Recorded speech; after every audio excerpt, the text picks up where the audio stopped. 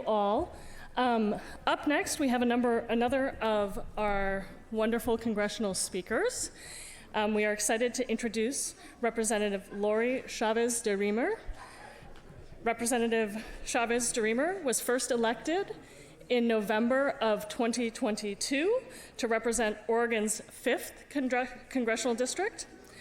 Since entering Congress, Lori has championed hydroelectric power generation as a key technology to ensure an abundant supply of energy for every Oregonian.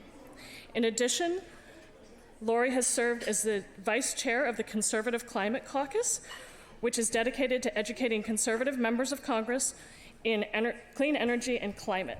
Please help me welcome Representative Chavez-DeRemer.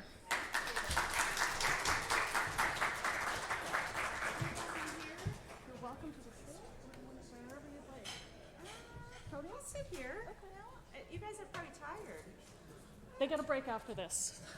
You get a break after me? Yeah. Well, that's good. Can you hear me? Oh, there, yes. Here we go. Well, I'll sit here. How about that? I think. Yeah. Well, it's nice to see everybody. Thank you for participating in this great event. I know it's been probably a long 2 days, and you're ready to get the hell out of D.C., as we all are.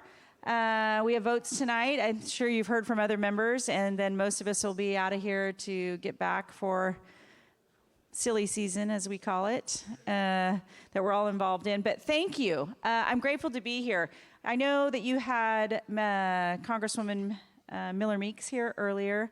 I am one of the vice chairs of that caucus, and she's doing a great job. John Curtis, who led the way for several years and then passed it down to Marinette, and then she has the 5 vice chairs. I represent Oregon's 5th Congressional District as a new member of Congress.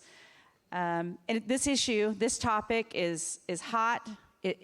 I'm so grateful that there's so many people at every table. I'm glad to see more Republicans own this space, as they should, in my opinion, and that we can work across the aisle to get good policy. And I think that you probably heard that from many members that you're here. Some of the things that I like to talk about are bipartisanship, good policy, center forward, policy driven. If we stay in that space on this topic, I think we're going to get things right. And there's a lot of uncertainty, a lot of investments, a lot of trying to understand how we're going to apply this to our respective districts, our respective states, and then of course to the country as a whole, and how we're going to be a leader in this space on energy and what energy really is about, and the starting point and the delivery of it. And is it going to be affordable? And is it going to be healthy? And is it going to be safe? And is it going to be dynamic? And are we going to be able to move quickly with it as members of Congress? And a lot of times we get caught up in our own little cyclone of chasing our tail instead of paying attention to the private sector and then being really the helping hand that we should be. I was a former mayor, and understanding that disconnect at a local level oftentimes gets translated here at a federal level where we're not getting it, and we're not getting it fast enough, quick enough, and understanding it. So I wanted to be a part of one Conservative Climate Caucus, Climate Solutions Fund. I wanted to be at this table. I'm on transportation infrastructure. I'm on agriculture. I'm on education and workforce. I'm on the foundational type committees that matter to this sector. And I will be the first to tell you, there are a lot of members of Congress who think we know everything. And we don't know anything. Really, when we get here, we can say, well, we have experience in this sector or in this field, but when you get up here and you realize that we should just keep our mouth shut just a little bit longer and just listen to the experts, listen to the people on the ground, and then be the connector, that's what I love to do. I love being a member of Congress to connect the dots and then really be that voice when I am meeting with my colleagues across the aisle to say, this is going to be good for Oregon, it's going to be good for OR-5, and it's going to be good for the country as a whole. So from that aspect, I wanted to dive in right away on this and be at these tables. And I think in my office, they recognize that. I want to be that voice in Oregon. I want to be that leader. And I want to work with all of you in understanding what that exactly means and how we're going to get through this Congress, get through the next one, and then talk about tax policy, talk about energy policy, talk about innovation and technology and where we can put the proper investments, and then bring those back to our respective states and see us grow the economy and be the leaders of the free world in that space. So with that, I have a lot of things that I wrote down, but I don't really want to talk about them because I think they become boring when my team is so good at writing some of these, but I really like to take questions. I really like to try to understand what you all care about rather than just talk at you. Is there anything specific you want me to address? I know I'm probably one of the last ones, and so I'd rather just take a handful of questions on either the bipartisanship, the problem solvers, how we really will get this done and across into the next Congress, and what the uncertainties or the fear that you all have, and maybe go from that space. And if not, I'm okay with that too. Oh, you just want to drink tonight. I get it. I get it. Anybody? Come on. Here we go. Yes, I've got a question. My name is Jeff. I'm a student. And one of your nearby neighbor representatives in Eastern Washington, so Representative McMorris Rogers, had a particular view on the Inflation Reduction Act. And I'm just wondering, what's your position on the IRA? In contrast, like aligned, not aligned, and specifically, I thought that her position was interesting because it really looked at it through the lens of energy security and competition with China, and seemed to have some of the same ultimate goals that the IRA was supposed to also, go for, but yet said, hey, this is going to go too fast, and that too fast pace is going to create vulnerabilities and problems for us. Well, thank you for that. Yeah, certainly I think we all have probably different views on it, but we're here now. I was not here at that time when the vote happened, and you'll hear members of Congress talk about, well, it just felt it was one-sided and it pushed through too fast and we weren't understanding it and it might have included things that we didn't like. Okay, but now fast forward. We recognize, or I recognize, and I think a lot of us do, there is a lot of good policy in there, and it's a benefit to our district. So we want to apply it correctly, and we want to refine it. We modernize things very slow here, and with technology and investments, oftentimes the trajectory is not fast enough for the free market. And then how we compete with our allies and our adversaries. But either way, we want to always be first. Now, why do we want to be first? Well, because we want to take the leading edge. We have a lot of investments from foreign countries here. We have a lot of investments from our local businesses here, and we know that the traded sector is important. There are good policies there. I want to pull the goodness out of those. I like the investments that we're doing in Oregon. I like the all sectors of energy because we know that there's a delta in production. We know we have to have all sectors in order to have clean energy. And again, is it faster? Is it affordable? But also, is it safe? Is it healthy? Can we answer those questions on our own? I can tell you this, members of Congress can't answer that question without you all here. We have to have you all at the table. We have to make sure that we're paying attention to that. And there's been a lot of benefit. And that's the uncertainty I think that we're going to see as we move forward, where people are like, what's going to happen in the next Congress? What happens if the administration changes? Are you going to take it back? Are you not? I get that as a business owner as well. The uncertainty on a bottom line is no joke. It's not good. It's not good for the economy. It's not good for any business sort of strategy. And it's not good for the future of this country when we throw it out there and pull it back and throw it out there and pull it back. That doesn't make any sense to me. It doesn't make any sense in my own personal budget. It certainly doesn't make sense in my own personal businesses, so it doesn't make sense here. So I want to make sure I'm working with my colleagues. Catherine Morris Rogers has done a wonderful job in Congress for these last 20 plus years, and she's going to be leaving a wealth of knowledge to a lot of us. And I think as we move through, we are going to have to continue down that bipartisan approach. I just don't see in this country anymore that we're going to be so far apart and having, these wide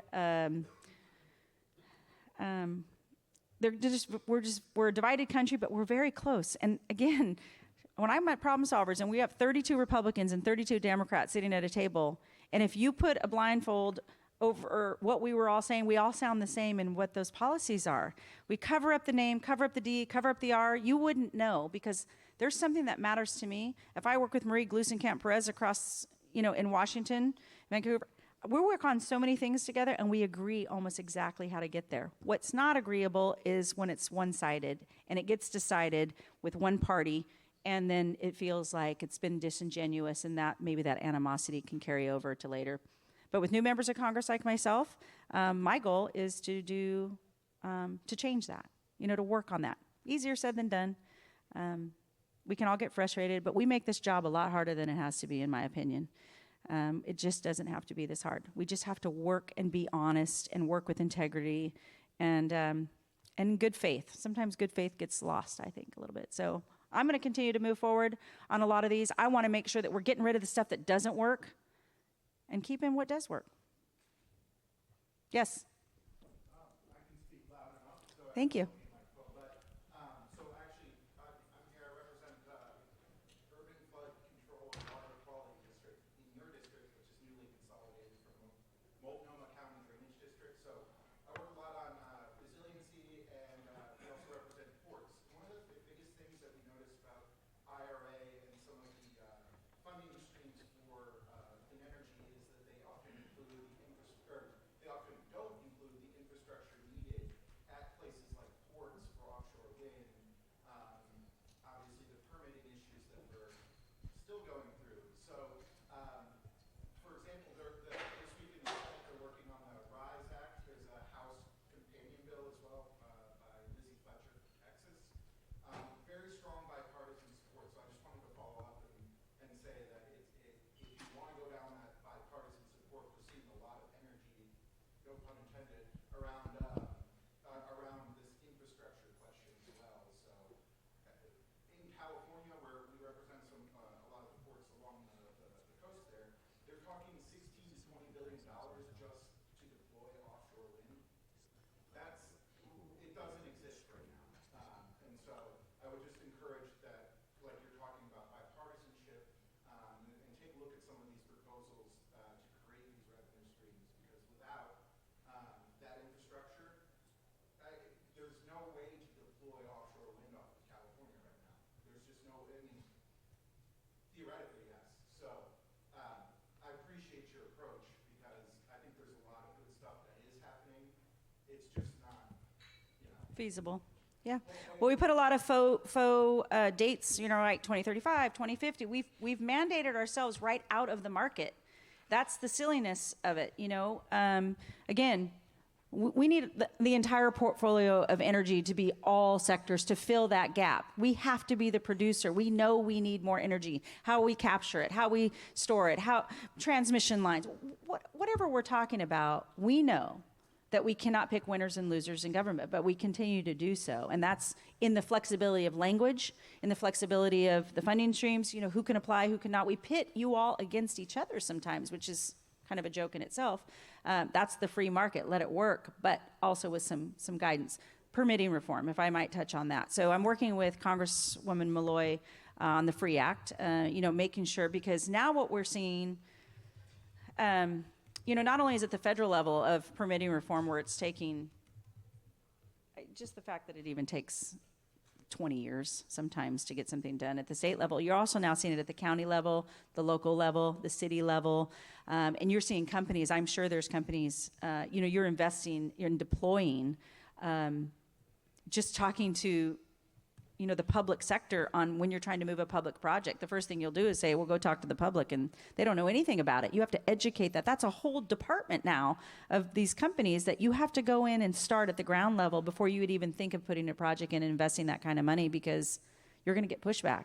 People don't understand it. People are unsure of it. It doesn't make sense to them. And all they're feeling is that this is going to cost more money and we're not going to get it done.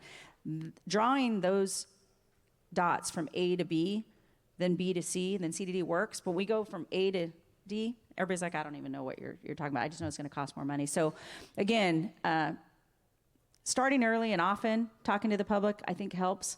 But it's a real disconnect, and so we're going to have to pay attention to that. But permitting reform has to get done. I don't know how these agencies can look in the mirror and not recognize that you cannot survive or any sort of business plan or investments uncertainty to think that you're going to challenge China and Russia or anybody else when you have a 20-year program trying to figure out to get it done, and because we're holding you up when there's one person going to approve or disapprove.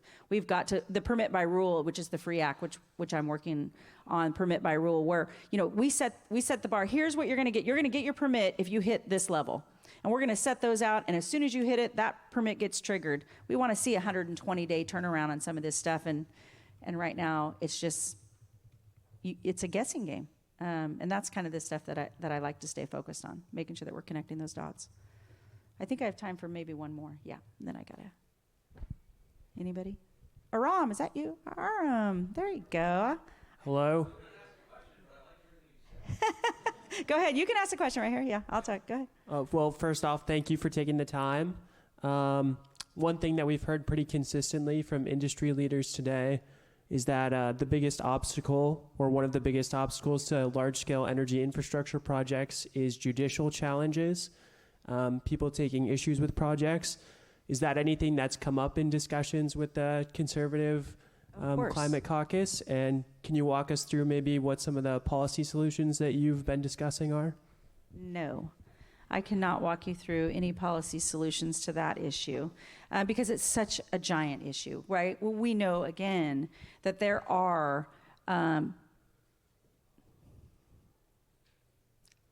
you can challenge anything in court now, right? We're a litigious society. You can say nope and hold it up, and it can get caught up with the best intent, but you're going to always have some divided sides who can say, no, I'm going to throw it out there. And Oregon is one of those, where we're oftentimes in court. We have we can get to the same goals, the measured outcomes, and somebody's going to fight it just because they're not, if it is oil and gas, or if it's nuclear, or if it's, it's not what they expected it to be. They only want it one way or the other. We are not going to reach our goals with one sector of energy, just wind, just solar. It's just not going to work. So we have to be thinking about natural gas. We have to think of hydrogen. We have to, all of it across the board, because somebody's going to fill that delta, and it's not going to be the United States of America.